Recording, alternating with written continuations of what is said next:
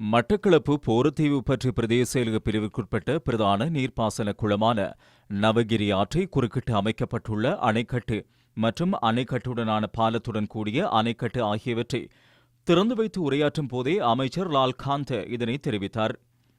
நவகிரி ஆற்றை குறுக்காக மக்களினதும் விவசாயிகளதும் போக்குவரத்தை இலகுபடுத்தும் வகையில் கண்ணியம்மை மற்றும் கல்வெட்டை அணைக்கட்டுக்கு இடையில் போக்குவரத்தை மேற்கொள்ளும் பொருட்டு நவகிரி ஆற்றுக்கு குறுக்காக அமைக்கப்பட்ட பாலத்துடன் கூடிய அணைக்கட்டு திறந்து வைக்கப்பட்டது. கமத்தொழில், கால்நடை வளங்கள், காணி மற்றும் நீர்ப்பாசன அமைச்சின் 86.9 மில்லியன் நிதி ஒதுக்கீட்டின் மூலம் இந்த அணைக்கட்டுடன் கூடிய பாலம் ஆகியன நிர்மாணிக்கப்பட்டுள்ளது. நீர்ப்பாசன திணைக்கள பணிப்பாளர் நாயகம் எந்திரி அஜித் குணசேகர தலைமையில் நடைபெற்ற நிகழ்வில் அமைச்சர் KD லால்காந்த பிரதம அதிதியாக கலந்து கொண்டார்.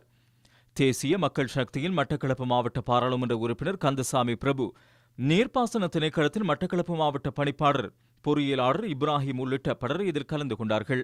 இத்திட்டத்தின் மூலம் அம்பாறை, மட்டக்களப்பு மாவட்ட எல்லை பகுதி மக்களும் போரத்தீவு உட்பட்ட பிரதேச செயலக பிரிவிற்குட்பட்ட விவசாயிகளும் நன்மை அடைவார்கள் என எதிர்பார்க்கப்படுகிறது. அமைச்சர் லால்காந்த அங்கு தொடர்ந்து உரையாற்றுகையில்,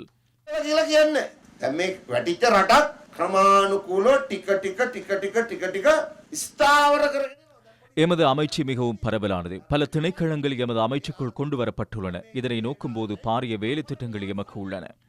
மக்களுக்கான சிறப்பான போஷாக்கு மிக்க உணவு விநியோகத்திற்கான பொறுப்பு எமக்கே உள்ளது. இதனை நாம் முறையாக செய்யாவிடின் மக்களுக்கு உணவு வழங்குவதற்கும் வெளிநாடுகளில் இருந்து உணவு இறக்குமதி செய்ய வேண்டி ஏற்படும். எமது அமைச்சையும் அமைச்சர் வசந்த சமரசிங்கவின் நுகர்வோர் விவகார அமைச்சையும் இணைத்து ஜனாதிபதி சபையொன்றை உருவாக்கியுள்ளார். நாட்டு மக்களுக்கு தேவையான உணவு மேம்பாட்டினை ஏற்படுத்துவதே எமக்கு வழங்கப்பட்டுள்ள பொறுப்பாகும்.